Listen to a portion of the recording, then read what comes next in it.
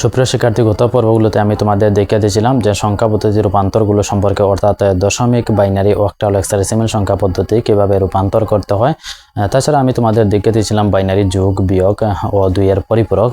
এই তিনটি আমি বলেছিলাম, এই তিনটি নিয়মের আঙ্গিকে পরীক্ষায় তোমাদের একটি সৃজনশীল প্রশ্ন অবশ্যই এসে থাকে। তো আমি আশা করি এই তিনটি নিয়ম তোমরা ভালোভাবে আনতে পেরেছো, এবং এই তিনটি নিয়মের আঙ্গিকে যে আমাদের পরীক্ষায় একটি সৃজনশীল প্রশ্ন এসে থাকে, তারই ধারাবাহিকতায় আমরা এই তিনটি নিয়মের আঙ্গিকে এখন সৃজনশীল প্রশ্নগুলো প্র্যাকটিস করা শুরু করব। অর্থাৎ আমরা এমনভাবে এই পাঠটি সম্পন্ন করব যাতে আমরা নিয়মগুলো করার সাথে সাথে এই নিয়মের আঙ্গিকে যে সৃজনশীল প্রশ্নগুলো আমাদের বোর্ড পরীক্ষায় এসে থাকে সেগুলো আমরা সলভ করার চেষ্টা করব। এতে আমাদের পূর্ণাঙ্গ বিষয়টি শেখা হয়ে যাবে। তো এখন আমি তোমাদের এই তিনটি নিয়মের আঙ্গিকে বোর্ড পরীক্ষায় যে সৃজনশীল প্রশ্নগুলো এসেছে সেই সৃজনশীল কয়েকটি প্রশ্ন নিয়ে আমি তোমাদের আলোচনা করব এবং এর নিয়মের প্রয়োগিক দিকটি আমি তোমাদের দেখিয়ে দেওয়ার চেষ্টা করব। তো লক্ষ্য করো, এখানে আমি একটি সৃজনশীল অঙ্ক তোমাদের করে দিয়েছি, অর্থাৎ এই তিনটি নিয়ম ব্যবহার করে কিভাবে আমরা এই সৃজনশীল প্রশ্নটি সমাধান করতে পারি সেটি আমি এখানে তোমাদের দেখিয়ে দেওয়ার চেষ্টা করব। তো এখানে বোর্ডে একটি সৃজনশীল প্রশ্ন দেওয়া রয়েছে। এটি রাজশাহী বোর্ড 2019-এ এসেছে। এখানে বলা হয়েছে যে কৃষ্টি, পিয়াল ও মুক্তি সহপাঠীর বিবাহ উপলক্ষে যথাক্রমে 5D7 বেস 16, 750 বেস 8 ও 999 বেস 10 টাকা দিয়ে উপহার সামগ্রী ক্রয় করলো। তো এখানে আমরা প্রথমে ডাকটি বোঝার চেষ্টা করব। অর্থাৎ এই ডাকে আমাদের কি বলেছে দেখো, এখানে লক্ষ্য করো, কৃষ্টি আমার উপহার সামগ্রীর মূল্য হচ্ছে 5D7 বেস 16। অর্থাৎ যেহেতু এখানে যথাক্রমে বলেছে সেহেতু প্রথম যে নাম, এই নামের প্রথম সংখ্যাটি হচ্ছে এই কৃষ্টির, তারপর যেহেতু দ্বিতীয় নামটি রয়েছে পিয়ালের, এজন্য দ্বিতীয় সংখ্যাটি হচ্ছে পিয়ালের। তাহলে কৃষ্টি ক্রয় করেছে 5D7 বেস 16 এবং পিয়াল ক্রয় করেছে 750 বেস 8। আর যেহেতু সর্বশেষে মুক্তি রয়েছে এই জন্য সর্বশেষ সংখ্যাটা এখানে বসবে মুক্তির জন্য, অর্থাৎ মুক্তি ক্রয় করেছে 999 বেস 10 টাকা দিয়ে। যেহেতু আমরা তিনজন ব্যক্তির জন্য তিনটি সংখ্যা পেয়ে গেলাম। এবার লক্ষ্য করো, আমাদের এটি হলো আমাদের উদ্দীপক। এবার আমাদের গ নম্বর প্রশ্নে কি বলেছে? গ নম্বর প্রশ্নে বলেছে উদ্দীপকে উল্লিখিত কৃষ্টি ও মুক্তির উপহার সামগ্রীর মূল্য বাইনারিতে মোট কত হবে। ভালো করে লক্ষ্য করো, এখানে উদ্দীপকে আমাদের তিনজনের নাম দেওয়া রয়েছে, কৃষ্টি, পিয়াল ও মুক্তি। সেই নাম থেকে আমাদের দুইটি নামের জন্য বাইনারি তে মোট কত হবে সেটি বলা হয়েছে। দুইটি নাম হচ্ছে যে কৃষ্টি ও মুক্তি, অর্থাৎ কৃষ্টি পেয়েছে হেক্সাডেসিমেলে এবং মুক্তি পেয়েছে দশমিকে। এই যে হেক্সাডেসিমেল অর্থাৎ 5D7 বেস 16 ও 999 বেস 10, এই দুইটি সংখ্যা বাইনারিতে মোট কত হবে সেটি আমাদের নির্ণয় করার কথা বলেছে। তো এই অঙ্কটি তোমাদের বোঝার সুবিধার্থে ও সময় সাশ্রয়ের জন্য আমি বোর্ডের ডাক এবং সমাধান লিখে দিয়েছি। জাস্ট আমি এই ডাকের আঙ্গিকে এই যে তিনটি নিয়মের মাধ্যমে কিভাবে সমাধান করতে হয় সেগুলো আমি এখানে শুধুমাত্র বুঝিয়ে দেওয়ার চেষ্টা করব। তো তোমরা এই ডাক এবং এই প্রশ্নের সমাধানটি একটি স্ক্রিনশট দিয়ে রেখে দাও।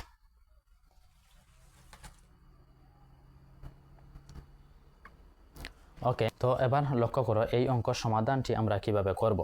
তো যেহেতু এখানে কৃষ্টি এবং মুক্তির উপহার সামগ্রীর মূল্য বাইনারিতে মোট কত হবে সেটি বলা হয়েছে, সেজন্য প্রথমে আমরা কৃষ্টি ও মুক্তির উপহার সামগ্রীর মূল্যকে বাইনারিতে কনভার্ট করব। বাইনারিতে কনভার্ট করার পর আমরা দুইটি বাইনারি সংখ্যাকে যোগ করে দিলেই আমাদের রেজাল্ট চলে আসবে।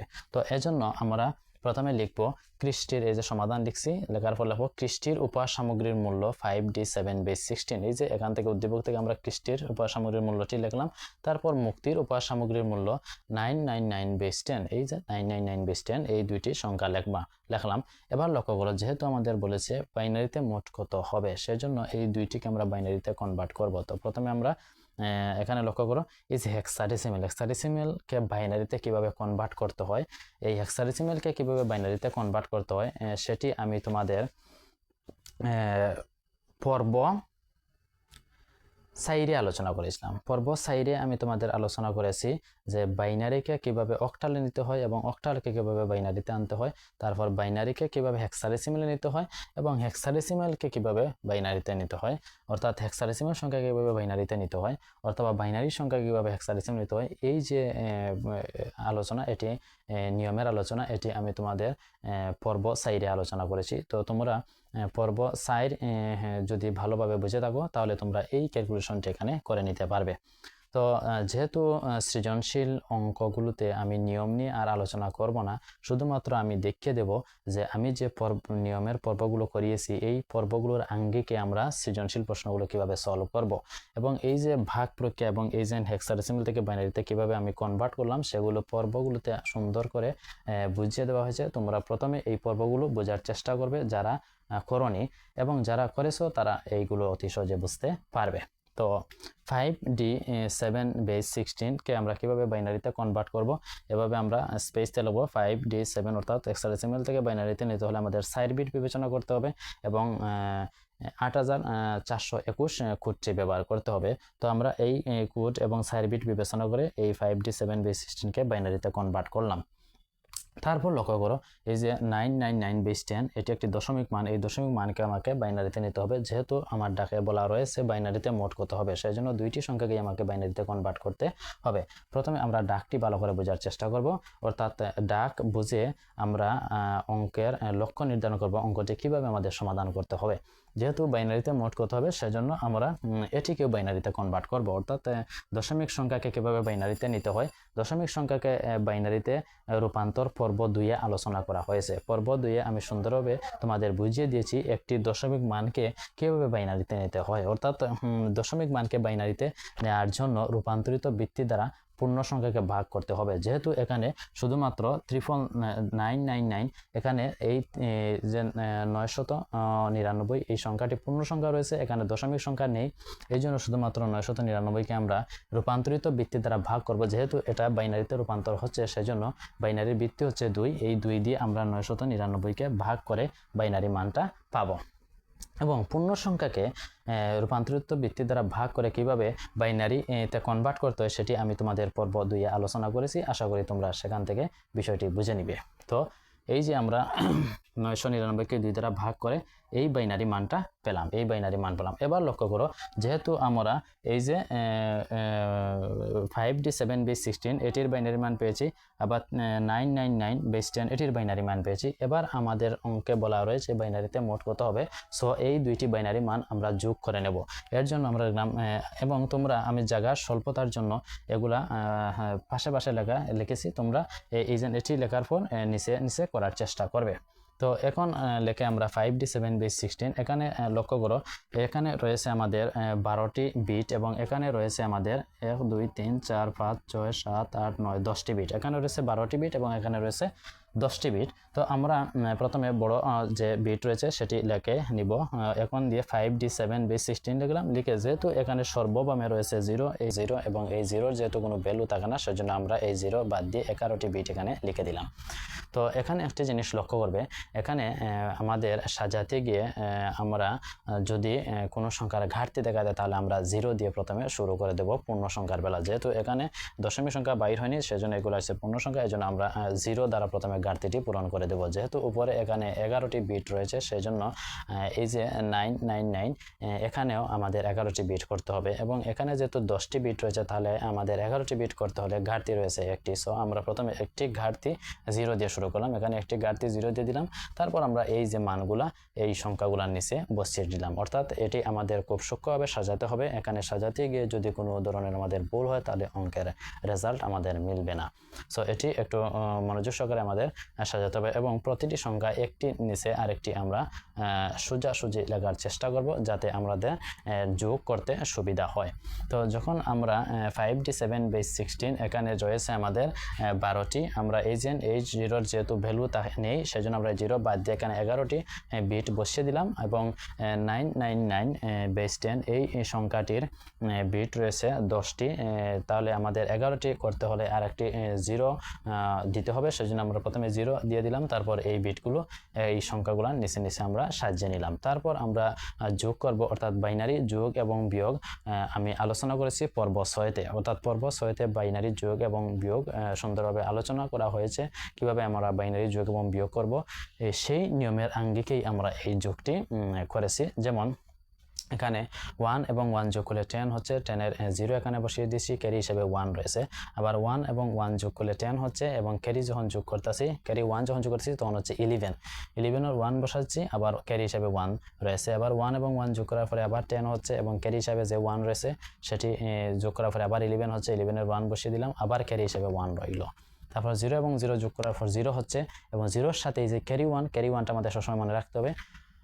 এই ক্যারি 1 যখন আবার যোগ করছি তখন আমাদের রেজাল্ট হচ্ছে 1, এখন আর ক্যারি আমাদের নেই।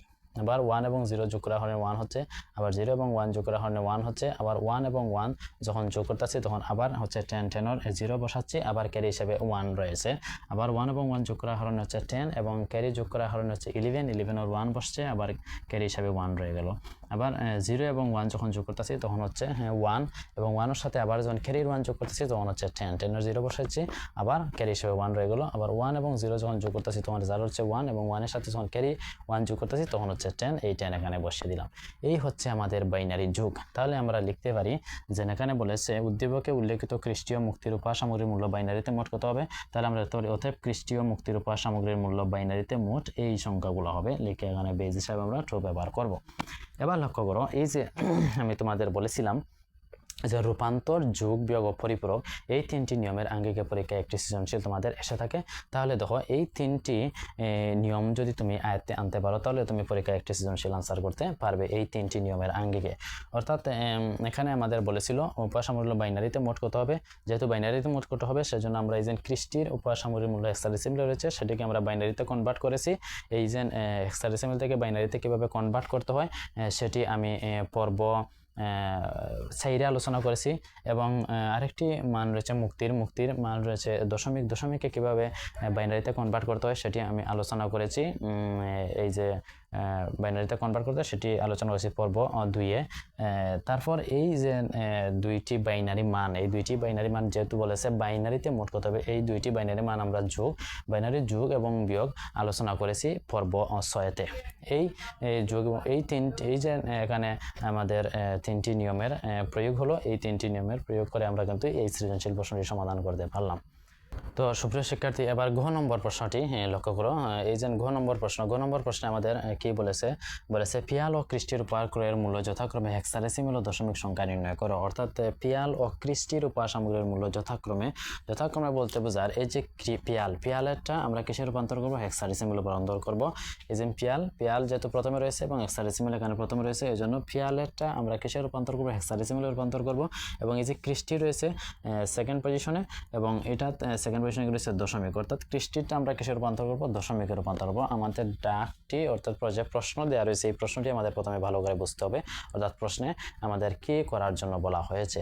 তো এখানে লক্ষ্য করো, পিয়াল ও খ্রিস্টির উপহার ক্রয়ের মূল্য যথাক্রমে হেক্সাডেসিমেল ও দশমিক সংখ্যা নির্ণয় করো। অর্থাৎ এখানে আমাদের করতে হবে পিয়াল যে রয়েছে এই যে পিয়াল এখানে সেকেন্ড পজিশন রয়েছে, এখানে সেকেন্ড পজিশন রয়েছে 750/8, অর্থাৎ পিয়ালের মানটি রয়েছে অক্টালে।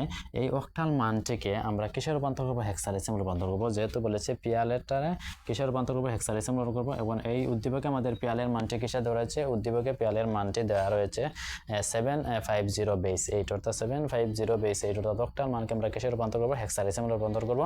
এবং খ্রিস্টির উপহার সামগ্রীর মূল্য বলছে দশমিকে রূপান্তর করার জন্য। তো খ্রিস্টির উপহার সামগ্রীর মূল্য কিসে দেওয়া রয়েছে, খ্রিস্টির উপহার সামগ্রীর মূল্য দেওয়া রয়েছে হেক্সাডেসিমেলে, অর্থাৎ হেক্সাডেসিমেল মানকে আমরা কিসে কনভার্ট করবো, দশমিকে কনভার্ট করব। তাহলে এভাবে আমরা ডাক অর্থাৎ যে প্রশ্ন দেওয়া থাকবে এই প্রশ্নটি ভালো করে বোঝার চেষ্টা করব এবং সেই আঙ্গিকে আনসার করার চেষ্টা করব। তো এখানে আমরা প্রথমে সমাধান লিখলাম কি, পিয়ালের উপহার সামগ্রীর মূল্য, এই যে পিয়ালের উপহার সামগ্রীর মূল্য 750/8 এবং খ্রিস্টির উপহার সামগ্রীর মূল্য 5D7/16, এই দুটি মান আমরা লিখলাম। এবার দেখো এই যে পিয়ালেরটাকে কিসের রূপান্তরের কথা বলতে আছে, হেক্সাডেসিমেলে, এই জন্য এই যে পিয়ালেরটা দেওয়া রয়েছে 750 বেস 8, সেটাকে আমরা হেক্সাডেসিমেলে রূপান্তর করলাম। এবং এই অক্টাল মানকে কিভাবে হেক্সাডেসিমেলে রূপান্তর করতে হয় সেটি আমি আলোচনা করেছিলাম পর্ব ফাঁসে আমি আলোচনা করেছিলাম যে কিভাবে অক্টাল মানকে হেক্সাডেসিমেলে রূপান্তর করতে হয়। অর্থাৎ অক্টাল মানকে 3 বিট ধরে প্রথমে বাইনারিতে নিতে হবে এবং বাইনারি মানকে 4 বিট বিবেচনা করে আমাদের হেক্সাডেসিমেলে রূপান্তর করতে হবে। তো এইভাবে লক্ষ্য করে যে 750 বেস 8 আমি এই 3 বিট ধরে অক্টালে নিলাম এবং 4 বিট ধরে হেক্সাডেসিমেলে নিলাম, নিয়ে আমাদের রেজাল্ট আসলো 1E8 বেস 16। এই নিয়মটি তোমরা পর্ব ফাঁসে সুন্দরভাবে বুঝিয়ে রয়েছে, সেখান থেকে তোমরা বুঝে নিবে। তারপর লক্ষ্য করো এই যে ক্রিস্টির উপসামগ্রীর মূল্য 5D7 বেস 16, অর্থাৎ 5D7 বেস 16 রয়েছে ক্রিস্টির, এবং ক্রিস্টির উপসামগ্রীর মূল্য আমাকে দশমিকে কনভার্ট করতে হবে। তো এই যে 5D7 বেস 16 লিখে আমি কি সে কনভার্ট করলাম, দশমিকে কনভার্ট করলাম। তো হেক্সাডেসিমেল মানকে কিভাবে দশমিকে রূপান্তর করতে হয় সেটি আলোচনা পর্ব 3-এর করা রয়েছে। অর্থাৎ পর্ব 3-এ আমি আলোচনা করেছি কিভাবে হেক্সাডেসিমেল মানকে দশমিকে কনভার্ট করতে হয়। তোমাদের নিকট আমার পরামর্শ হলো তোমরা এই পর্বগুলো ভালোভাবে প্রথমে আয়ত্তে আনার চেষ্টা করো। অর্থাৎ তুমি যদি এই পর্বগুলো যে নিয়মগুলো নিয়ে আমি আলোচনা করেছি এই নিয়মগুলো যদি ভালোভাবে আয়ত্তে না আনতে পারো তাহলে তোমার দ্বারা সৃজনশীল প্রশ্ন করা সম্ভব হবে না। এই জন্য তোমাদের নিকট আমার প্রথম পরামর্শ হচ্ছে, অর্থাৎ আমি আবারও বলছি, তোমরা এই নিয়মগুলো ভালোভাবে আয়ত্তে এনে সৃজনশীল প্রশ্নগুলো সমাধান করতে যাবে। এতে তুমি প্রতিটি সৃজনশীল প্রশ্ন সমাধান করতে পারবে। অর্থাৎ এই নিয়মের আঙ্গিকে যে সৃজনশীল প্রশ্নগুলো থাকবে সেগুলো অতি সহজে তুমি সমাধান করতে পারবে। তো ধৈর্য সহকারে তোমরা এই পর্বগুলো দেখে নিয়মগুলো প্রথমে আয়ত্তে আনার চেষ্টা করো এবং এই নিয়মগুলো বেশি বেশি করে প্র্যাকটিস করার চেষ্টা করো, যাতে তোমার যে কোনো সময় যে কোনো নিয়মটি তুমি স্মরণে রাখতে পারো। তো এখানে লক্ষ্য করো এই যে হেক্সাডেসিমাল মানকে কিভাবে দশমিকে নিতে হয়, এই যে পাওয়ার সিস্টেম এবং গুণ প্রক্রিয়া। অর্থাৎ এই 5 এর সাথে 16 গুণ এবং এই ডি এর সাথে 16 গুণ, 7 এর সাথে 16 গুণ এবং পাওয়ার হিসাবে আমরা 0 1 2 দিলাম, দিয়ে এইভাবে আমরা ক্যালকুলেশন করে কি বাইর করলাম 1495 বেস 10। এটা এই সৃজনশীল প্রশ্নগুলো তোমাদের দেখিয়ে দেওয়ার উদ্দেশ্যটা হলো যে আমি যে তোমাদের পর্বগুলোতে যে নিয়মগুলো নিয়ে আলোচনা করেছি এই নিয়মগুলোর প্রয়োগ করে কীভাবে সৃজনশীল প্রশ্নগুলো সমাধান করা যায়। অর্থাৎ এই নিয়মগুলো যদি তুমি ভালোভাবে আয়ত্তে আনতে পারো তাহলে তুমি এই নিয়মের প্রয়োগ করে এই প্রক্রিয়ায় অবলম্বন করে তুমি সৃজনশীল প্রশ্নগুলো সমাধান করতে পারবে। তো আশা করি বিষয়টি বুঝেছ এবং এভাবে ধারাবাহিকভাবে আমি তোমাদের কয়েকটি বোর্ড কোয়েশন সলভ করে দেখাবো, যাতে তোমরা কয়েকটি যখন আমি তোমাদের দেখিয়ে দিব তখন তোমরা নিজেরাই এগুলো সমাধান করে নিতে পারবে। এবং তোমাদের নিকট আবারও পরামর্শ, তোমরা নিয়মগুলো ভালো করে দেখার এবং বোঝার চেষ্টা করো। আগামী পর্বে গুলোতে আমি আরও একটি সৃজনশীল প্রশ্ন নিয়ে আলোচনা করব এবং এই সৃজনশীল প্রশ্ন কয়েকটি আমি সলভ করে দেওয়ার চেষ্টা করব। তো সবাই ভালো থাকো, সুস্থ থাকো, ধন্যবাদ এবং আগামী পর্ব দেখার আমন্ত্রণ রইল।